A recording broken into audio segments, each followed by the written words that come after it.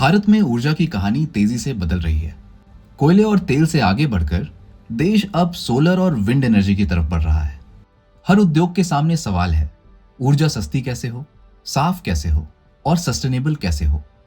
Oriana power ने इसी बदलते हुए भारत में रिन्यूएबल एनर्जी सेक्टर में एक अवसर देखा। बाजार था, ग्राहक थे, ऑर्डर थे, लेकिन हर बढ़ते हुए एमएसएमई की तरह एक चुनौती यहां भी थी, पूंजी। मैम, जैसे हर एमएसएमई कंपनी के साथ होता है, आपके पास बिजनेस की विजिबिलिटी अच्छी खासी होती है, ऑर्डर बुक भी अच्छी खासी होती है, लेकिन क्योंकि अगर आप अपनी कैपिटल से ग्रो करते हैं तो आप एक लिमिटेड तरीके से ग्रो कर सकते हैं, क्योंकि एवरी ईयर ऑन ईयर आप कितना प्रॉफिट बनाओगे? 10-15%, 15% एक्स्ट्रा जो ऐड करोगे वही तो कैपिटल ला पाओगे। अगर नहीं तो आपको एक्सटर्नल कैपिटल तो हमेशा ही चाहिए। तो लगता था उस समय पे कि अगर हमारे पास पैसा होगा तो हम बहुत ज़्यादा काम कर सकते हैं और अपॉर्चुनिटी मार्केट में विजिबिलिटी भी बढ़ जाएगी। आपको बहुत सारे प्रोजेक्ट्स आप मल्टीपल स्टेट पे एक साथ कर सकते हो, आपको एक ही स्टेट पे फोकस नहीं करना है। तो वो मोमेंट था जब लगता था कि यार बिना पैसे के शायद उस तरीके से ग्रोथ नहीं हो पाएगी, कर तो लेंगे लेकिन टाइम बहुत ज़्यादा लगेगा। अनिरुद्ध सारस्वत की ये बात सिर्फ ओरियाना की नहीं, भारत के लाखों एमएसएमईज की कहानी है। अक्सर उद्यमी के पास काम होता है, बाजार होता है, ग्राहक होते हैं, लेकिन ग्रोथ की रफ्तार पूंजी से बंध जाती है। भारत की जीडीपी में एमएसएमईज करीब 30% का योगदान देते हैं और एक्सपोर्ट्स में लगभग 45% की हिस्सेदारी रखते हैं। फिर भी इस सेक्टर की सबसे बड़ी चुनौतियों में से एक है access to finance.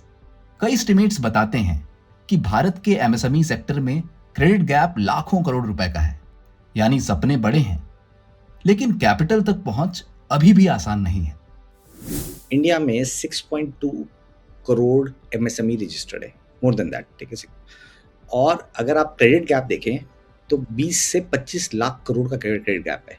So India में अगर आप देखें तो टैलेंट की कोई कमी नहीं है, टेक्नोलॉजी की कोई कमी नहीं है। We are the best in the world in the technology. तो कमी कहाँ है? कमी है फाइनेंसिंग की। फाइनेंसिंग में अगर आप 1,000 रुपये का लोन लेने जाएं, 1 लाख का लेने जाएं, 1 करोड़ का लेने जाएं, पेपर वर्क सेम है। और यही जो प्रॉब्लम है जो हमारे एमएसएमईज को ग्रो नहीं करने दे रही। It's not the capital, it's the access to capital. तो वो बहुत बड़ा गैप है और धीरे धीरे ये गैप बढ़ता जा रहा है। हर बिजनेस की शुरुआत होती है एक आइडिया से, लेकिन बिजनेस की ग्रोथ होती है कैपिटल से। शुरुआत में उद्यमी अपनी सेविंग्स लगाता है, फिर बिजनेस में प्रॉफिट को डालता है, धीरे धीरे विस्तार करता है। लेकिन यह रास्ता धीमा होता है। अगर मार्केट तेजी से बढ़ रहा हो और आपके पास लिमिटेड कैपिटल हो तो आप अवसर देख तो सकते हैं, लेकिन उन्हें पकड़ नहीं पाते। देखिए, फंडिंग की चुनौती तो एमएसएमई को सबसे शुरुआत में आ जाती है। यानी जब वो सोचता है कि मुझे कोई बिजनेस स्टार्ट करना है, तभी से सबसे पहले चुनौती यही आती है कि जो अपना मार्जिन है वो कहाँ से लेकर आए। और ये जो अपना जो मार्जिन लेकर आना होता है उसको, ये धीरे धीरे जो जब भी हम बढ़ते जाते हैं, बिजनेस ग्रो करता जाता है, वो बैंक से लोन भी ले ले, लेकिन जब ग्रोथ होती है वो बैंक के पास जाता है और एडिशनल लोन लेने के लिए, तो बैंक कहते हैं कि भाई आप अपनी जो कंट्रीब्यूटिंग मार्जिन है आपका वो आप और लेकर आओ। तो कई बार वो अपना एडिशनल मार्जिन अगर ग्रोथ करनी है तो वो अपना मार्जिन नहीं ले पाता। इसके अलावा जो एक फंडिंग की दिक्कत ये होती है कि जब ये एमएसएमई लोन लेने जाते हैं बैंक में, तब वहाँ पर बैंक कहते हैं कि भाई बताओ कोलेटरल सिक्योरिटी क्या है तुम्हारे पास। और कई बार ऐसा हमने देखा है कि जो लोन है उसका जो अमाउंट डिसाइड होता है वो इस बात से डिसाइड होता है कि आपकी कोलेटरल सिक्योरिटी की वैल्यू क्या है। यानी लोन मिलने से पहले भी उद्यमी की परीक्षा होती है। बैंक पूछता है, आपकी अपनी हिस्सेदारी क्या है, आप कितना रिस्क ले रहे हैं, आपका मार्जिन कहां से आएगा। और यही पहली दीवार होती है जिससे हर नया एमएसएमई टकराता है। जब कोई एमएसएमई बैंक के पास जाता है तो वो सिर्फ पैसा नहीं मांगता, वो भरोसा मांगता है। लेकिन बैंक भावनाओं पर भरोसा नहीं करता।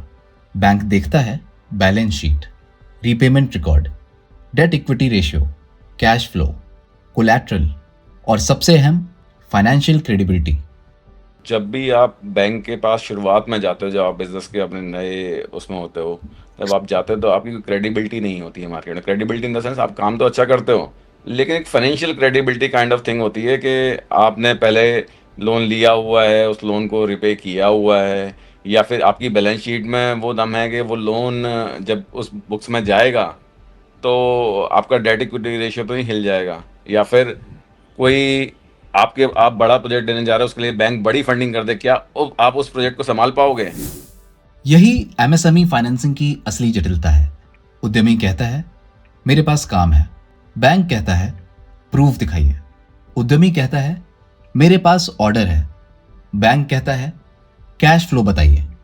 और लेंडर की चिंता भी अपनी जगह सही है। जो लेंडर्स हैं उनकी बिल्कुल आपने ठीक कहा कि चिंता यही होती है कि भाई लोन समय से वापस आएगा ही नहीं, और इसके लिए एमएसएमई के लिए खास तौर से उनको लगता है कि क्योंकि वो इतने फाइनेंशियल डिसिप्लिन कई बार नहीं रह पाते because of lack of awareness, तो ये भी उनकी एक चिंता रहती है। और एक और चिंता हो जाती है बैंकर्स की इंडिविजुअल बेसिस पर, अगर मैं कहूँ, उनको लगता है कि अगर मैंने लोन दे दिया और कल को लोन खराब हो गया तो जो बोरोवर हैं उनके साथ तो जो होगा, लेकिन जो लेंडर्स हैं उनको भी, जो एजेंसीज हैं वो शायद उनको भी ग्रिल करेंगी, उनसे भी कहेंगी, और तब ये जाना जाएगा कि भाई आपने उस समय पे, कोई स्थिति बहुत अच्छी हो सकती है, बाद में कोई ऐसे सर्कमस्टांसेस हो सकते हैं, लेकिन लोन खराब होने की स्थिति में उनका भी जो एक क्वेश्चन मार्क लग जाता है उनके डिसीजन पर।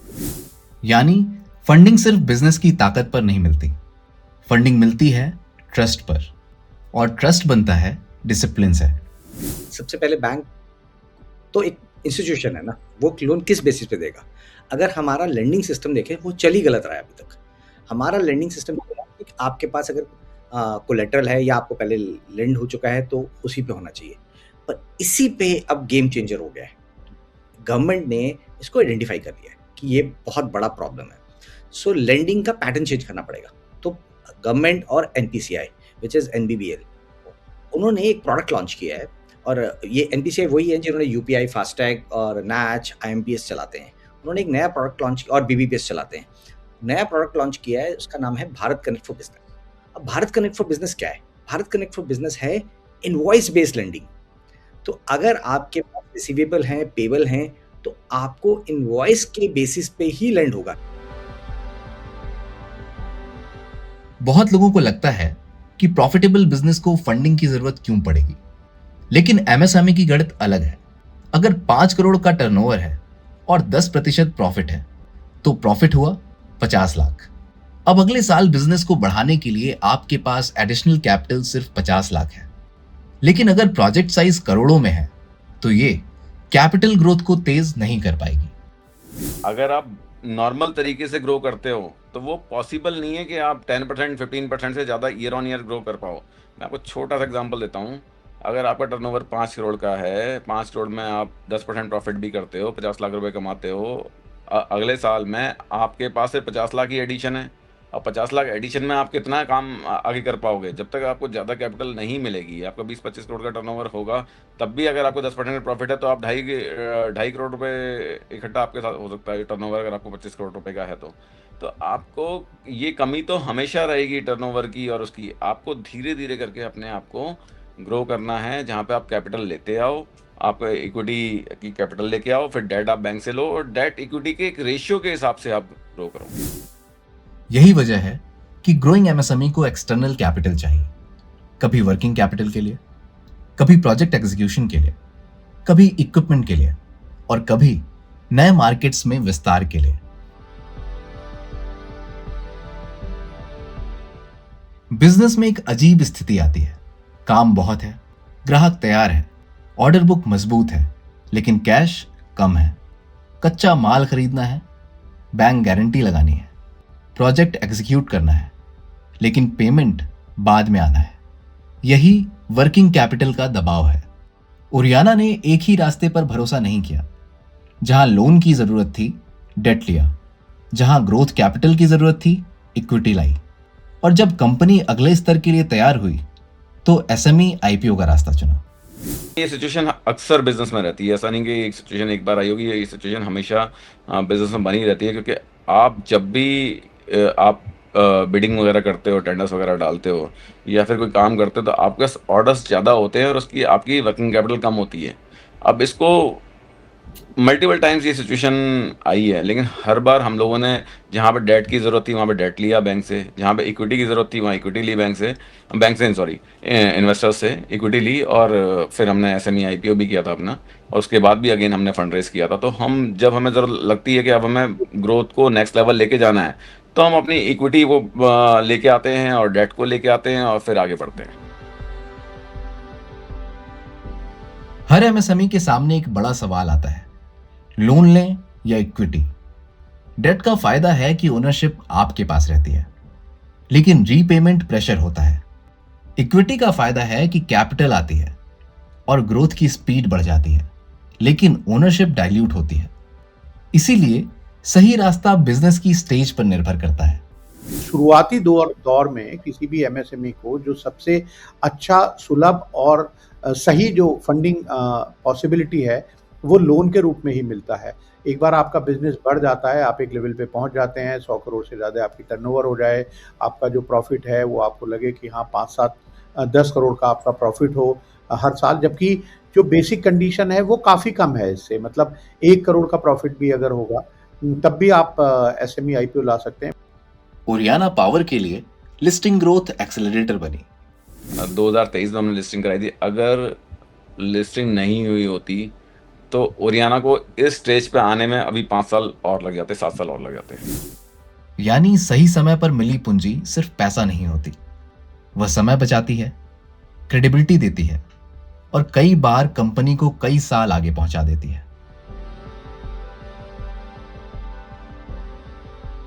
फंडिंग पाने के लिए सिर्फ अच्छा बिजनेस होना काफी नहीं है, बिजनेस को लेंडर की भाषा भी बोलनी चाहिए। GST compliance, income tax records, clean bank statements, timely repayment, financial discipline. देखिए, सबसे इम्पोर्टेंट तो ये होता है कि अगर आप लोन लेने जा रहे हैं तो जो बैंक हैं वो ये देखते हैं कि भाई आप कंप्लायंट हैं या नहीं है, यानी भी जितनी भी गवर्नमेंट के स्टेचुटरी रिक्वायरमेंट है वो उन सबका कंप्लायंस होना चाहिए, चाहे वो जीएसटी हो, इनकम टैक्स हो, आपका जो मार्जिन है वो आप लेकर आना चाहिए। इसके अलावा फाइनेंशियल डिसिप्लिन एक बहुत ही इंपॉर्टेंट चीज़ है। यानी कई बार हमने देखा है एमएसएमई से जब हम बात करते हैं तो उनको लगता है कि 2-4 दिन का अगर डिले हो गया इंटरेस्ट या प्रिंसिपल को रिपे करने में तो कोई बहुत फ़र्क नहीं पड़ता, लेकिन आज जब सारी इन्फॉर्मेशन सभी लेंडर्स के पास हैं तो 1 रुपया 1 दिन का भी अगर कोई डिफ़ॉल्ट करता है तो वो भी आपकी लोन लेने की क्षमता को कम कर सकता है। बैंक की नज़र में आपकी क्रेडिबिलिटी आपकी बातों से नहीं बनती, आपके नंबर से बनती है, आपकी रीपेमेंट हिस्ट्री से बनती है, आपके जीएसटी डेटा से बनती है, आपके बैंक स्टेटमेंट से बनती है। और आने वाला दौर इसी डिजिटल फुटप्रिंट पर आधारित होगा। कैश फ्लो बेस्ड लेंडिंग छोटे उद्यमियों के लिए नए रास्ते खोल सकती है, लेकिन इसके लिए बिजनेस को ट्रांसपेरेंट और डिसिप्लिन्ड होना होगा।